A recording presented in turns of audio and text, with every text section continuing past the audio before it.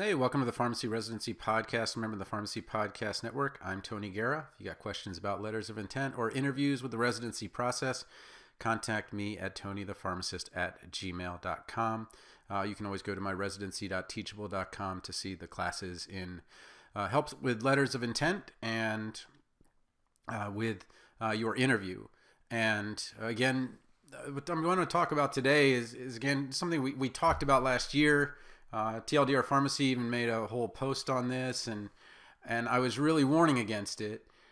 And it's kind of where I came up with the extreme LOI, which was, it's like the extreme makeover home edition where, you've got those, move that bus and, everybody's crying. Oh, look at the new house. It looks great. But what I wanted to do was make sure that your original letter was unique enough that it got past the plagiarism stage where many students are taking words from it. Now, we had that monster issue with the CPJE before, and I'm going to show you something which is going to make a number of people a little bit nervous, and I'm sorry about that, but you know better. You're a pharmacist. We're the most trusted profession. You should not be doing this. So what I've heard already is that we now have our first residency interview rejections. And you say, wow, that was fast. Did they take the time and things like that? And what they did was this. So they're getting a flood of applications because the students didn't have to pay for mid-year. And so now people are even more nervous and they're applying to even more sites. And this group, it's in a large group of residencies, so they're related, but they're not at the same site. And they said, look, we've got to be smarter about this. We had the same number of people as we did last time. How in the world are we going to deal with this increase in volume? And somebody who is a chess player kind of came up with chess is a lot easier when you get rid of a lot of the pieces. And that's when it becomes really fun because then you can devote the amount of time to the really strategic play, not that kind of, original moves. The original moves tend to be the same, pawn to e4 or whatever it is. And so, well, if we could just get rid of the worst of them, that would be great. But somebody said, well, we still have to read them to get rid of the worst of them, don't we? And the answer was no, you don't actually have to read them to get through the worst of them. If there is cheating or impropriety involved or plagiarism involved, you could immediately eliminate them and immediately reject the applicant. And you could say, okay, well, that's not going to be a large percentage. Well, it actually, unfortunately, is. And yes, for whatever reason, the pharmacy world wants to express their interest from that UCSF letter of intent template, but it goes beyond that. And what I'm going to do is show you what they did in like a mini version. So what these guys did is they actually brought on corpus linguists. And so a corpus is a body. And a corpus linguist is somebody that can assess huge bodies of knowledge. And I did something like this when I was in my rhetoric and professional communications courses. I ended up pivoting to human-computer interaction. But basically what it is I needed to find a word. And I think I used something like, this was really like literary. This is like really nerdy. Like the Aeolian harp. And it's this harp that's kind of a harp, but the wind blows through it. You don't actually play it. And there was one author that used it. I think it was Melville that I was doing it on. It's bad that I don't remember. And what I wanted to do was I wanted to see how often he used that. You say, oh my gosh, would you have to read all of his books to see if you could find those words? And the answer is no. What you do is you just take his works from, I think Gutenberg is where the corpus I was using, and I just downloaded all of his books in text format. And I was able to look through all of his books in about 7 or 8 seconds and find all of the instances of the word. And then I could see that, oh, well, I'm going to have to do some there's like a diphthong in there. It was a little bit goofy, and I had to find the different spellings of it.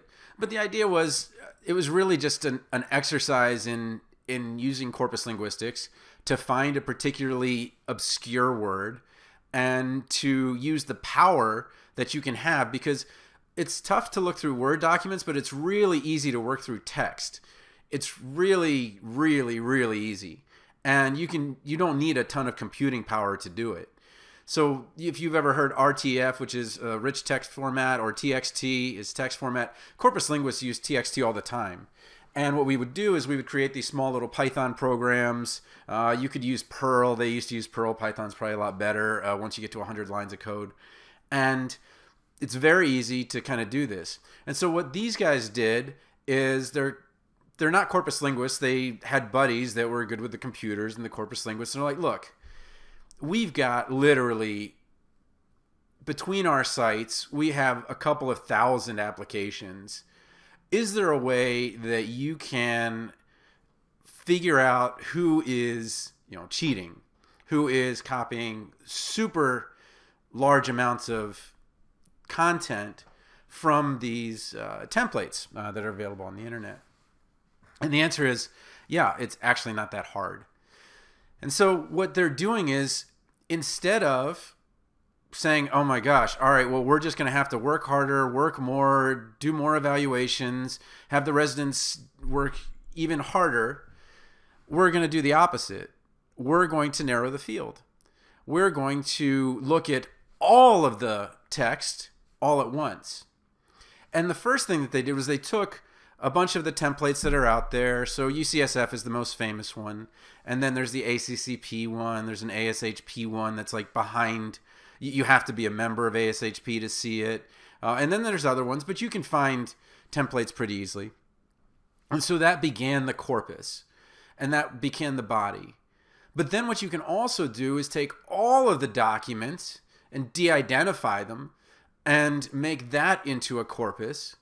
And then just, instead of having a name, you can just put a number on them.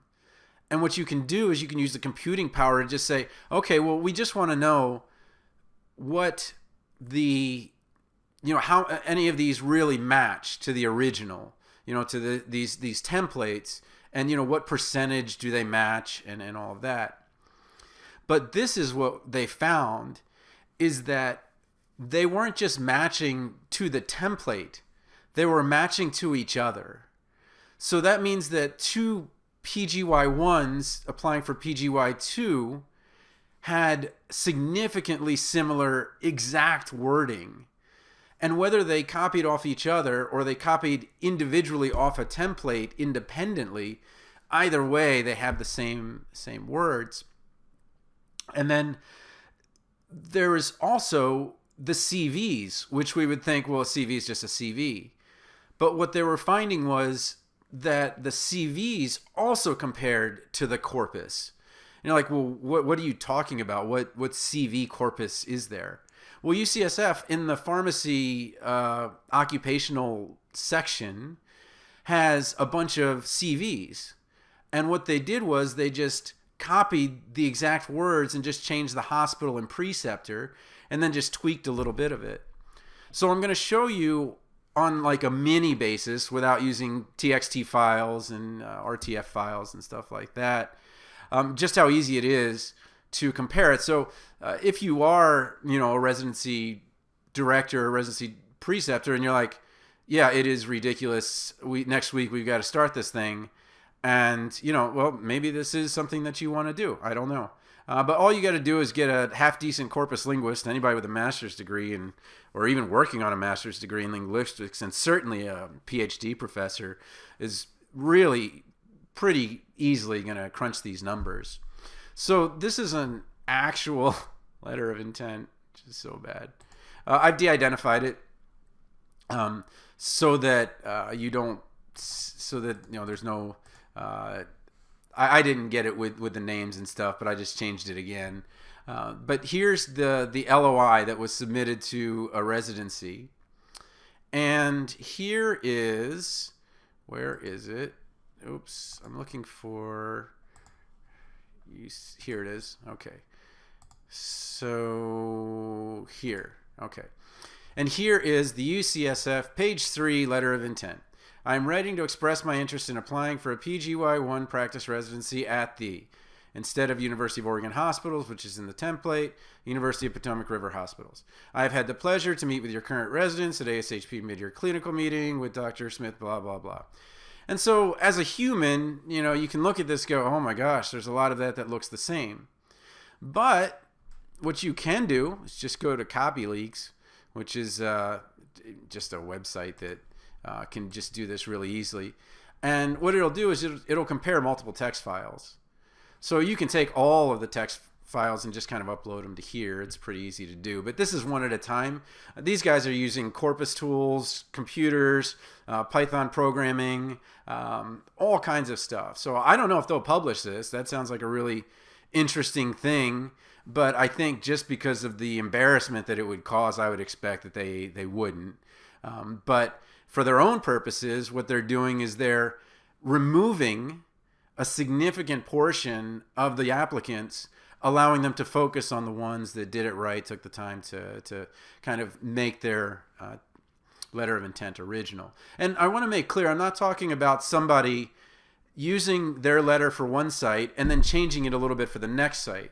What I'm talking about is somebody creating that original template from someone else's template, whether it be something that's on the internet or one of their fellow residents or somebody else at their school or somebody who's a buddy.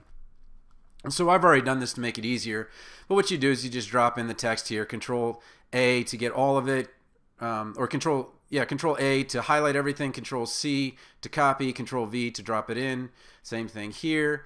And so when you look at, this is so bad, when you look at the original UCSF and you look at the letter that was submitted to this program, you can see that there is a 60% match.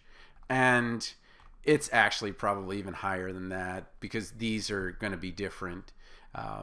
But you can see that it's the same thing. Okay, and so unfortunately this person, whether, life circumstances, maybe they were just so busy with APPEs or with work or family or whatever, and they had to do this. And the nice thing is that we're not going to stop the residency process, and we're not going to make people get their licenses in December, which is unfortunately what they had to do with California. But what we are going to do is just say, okay, well, we appreciate your application. Go ahead and try somewhere else. And the nice thing about rejecting them now is that we're still in that window. There's still maybe 11 days left for some residency deadlines. And so it's actually an act of kindness to not say, hey, because you can't, if you're not sure, you can't say, hey, sorry about the plagiarism. We can't take your application. You violated the professionalism standards. I'm sorry. And of course that's disappointing, but there's always phase 2, which is of course harder, but lesson learned. But that's the letters of intent, and we see that a lot, and you'll see various percentages that are going to match, especially in the first and last paragraph, where it might be accidental because there's only so many ways that you can say, thank you for looking at my application. Thank you for reviewing it. Thank you for your time. And that's not what I'm talking about. What I'm talking about is this middle section where you've got it. And the reason it's 60% is because they cut this 2-page LOI, which is the UCSF original, to a 1-page. If you get rid of this, and I don't know, can you redo it? Let me see if you can. Well, what I could do is I could maybe take this and copy and go into here and paste it there, and then get rid of that middle part that they didn't copy and see what the percentage is, and it'll probably be much higher. I cut a little bit off, but I don't think it really matters. And then we can just take this here. Okay. Copy, paste there, and then you can just kind of push the button down here to compare. I'm not a robot. A2, C8, S, A8. Compare them. And that takes a couple minutes to do. But that was the thing. Letters of intent, sure. That's bad. And I think they're really tough to do.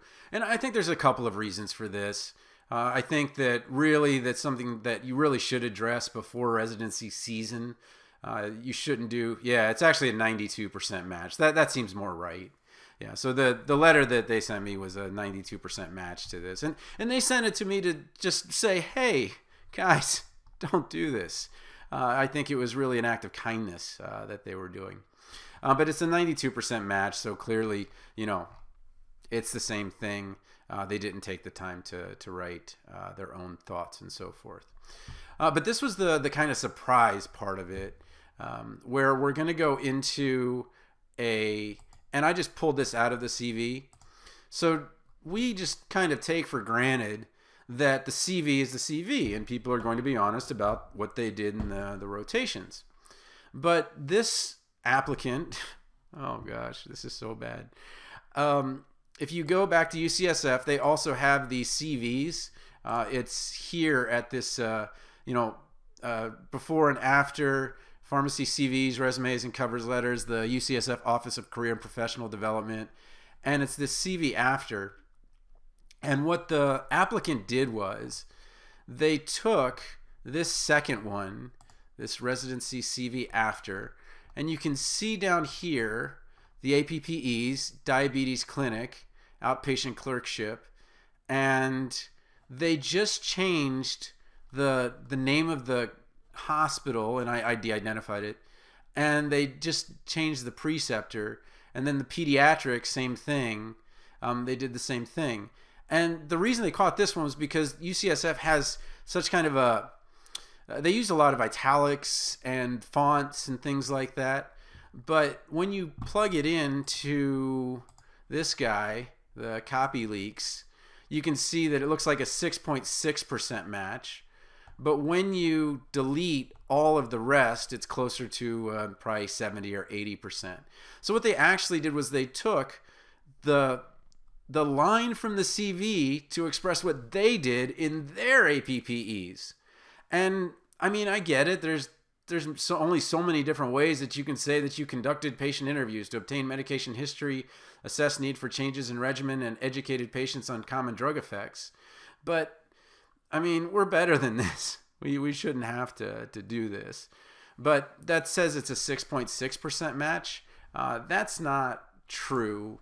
Let me actually just take the time to compare the actual parts of the document that should be there. So we'll just take this guy here and put that there, and take this guy here and there. And then you just take them both together and compare them. Oops. Oh, darn it. My freebies are gone, so I would have to pay for this. But you can see that you're looking at, except for the actual names of the preceptors and hospitals, it's probably almost a 90% match. Okay.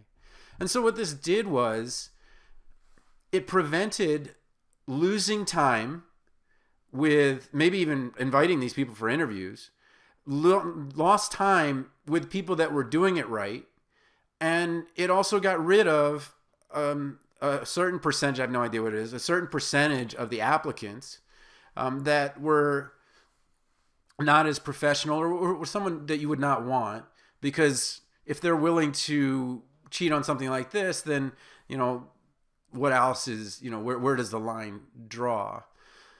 So we'll get back to kind of what we can do about it. So some of you maybe have made this mistake. Okay. And yes, it's a harsh penalty to say, okay, no job for you in 2021 because you made this mistake. Well, you probably have, some 11 days left, and hopefully you've heard it. But the way to go is just watch the promo here. And in the promo, I show you how to take what was a copy of other people's templates and then just at least paraphrase to start, And you really want to, again, the whole point is you're asking someone for $50,000 to not take the time to at least make a single letter of intent that individually, expresses what you want. That seems like it's something you should do. I'm just saying. Okay.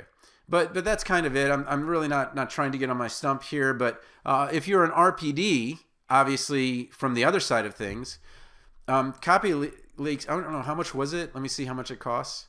$8 a month, but they say they bill yearly. So I would for $10 a month, so you'd only need it for 20 months, but you could do up to 100 pages a month. So that still might get expensive. But it's pretty easy to do with the word compare function. And what you would just do is, the first thing you do is don't even read, if you're an RPD, don't even read for content. Read for matching, because the cues are this. All you have to do is start with every single one that starts with that first paragraph. And if you see those words, then you just kind of put it to the side. Okay, well, the first paragraph, that's going to happen. The last paragraph, that's going to happen. What I really care about is the middle not theirs? Because I feel it's fair to say, okay, well, there is a form way to introduce it. There is a form way to get out of it. But is the middle representative of being unprofessional? So I know that for RPDs, it's going to be extremely hard this year. Your staff is not you're probably doing everything in a mask with garb and hoping to read these at home or something like that. But maybe you do have a corpus linguist in your life somewhere, and you can connect with the computer guys and just say, hey, can we make a corpus out of all this? And just can you take care of the ones that kind of put to the side, the ones that are clearly a copy of something else, and then we can kind of look through those later and maybe put those to the side. Or with what these guys did, just say, we're just going to reject them now and just get that off our plate, and we're going to move on with the group that's left. And what it does is it kind of puts you into 3 tiers. You've got okay, this is clear plagiarism, unprofessional, you get a rejection. Okay, there is significant copying from this corpus, the UCSF template. We'll put this in the middle. And let's look at the original ones. Let's at least let those guys get first crack. Let's at least put them at the top, and just to look at them first. They may not be the best. The best might be in the middle. But let's do that. And I think it's unfortunate. But I think we saw this coming, because when you look at the PCAT scores, although now only a quarter of schools require it, what the sacrifice was, as the acceptance rates went up to 84% or 83%, was all of the metrics actually stayed about the same, like organic chemistry and biology and chemistry. And what was happening was, as the quality went down a little bit, so did the exam, because the practice, everybody, as they got worse, would miss the same questions. But what happened is that reading component or writing component, I don't remember what it was, went down by a whole point, which was a significant percentage. So writing, especially if you're a second language learner, is extremely hard, especially with something like this, which is English for Specific Purposes, or ESP. It's really hard to do. So you really want to take the time to go to your campus writing lab or whatever. You can come to me. I mean, I'm around, but really, everybody's open now. People weren't open, in the New Year's Eve, so now you can go to your campus writing lab. But do take the time with these last ones and try to make them a little more original, so that you're not in that pile of immediate reject. Because I think it is a bit unfortunate that the penalty after 4 years of work, because the CV and the letter of intent or cover letter match so much to somebody else's work, that you are not going to know, probably, or if you didn't listen to this, you're not going to know why it was. you'll just think you weren't qualified. And that's kind of the real tragedy, is that you might have had great recommendations and those types of things, and it was just an unfortunate mistake. So anyway, if you got questions, TonyThePharmacist@gmail.com. And I guess good luck as you start getting those residency interview offers for those of you that are. Again, I do have the other course which can help you there. So it's residency.teachable.com/p/interview. And I have 3 hours of content that is not part of the podcast that I do, that talks about how well you match, understanding the interview point system, and then the mnemonics you need as you're trying to answer and memorize those questions. I'm going to be talking to a memory guru later this afternoon, and hoping that I can get some tips on how to remember the answers to the questions that you want. And then there is a free preview for breaking down the interview day, just so you understand ahead of time what's that going to look like.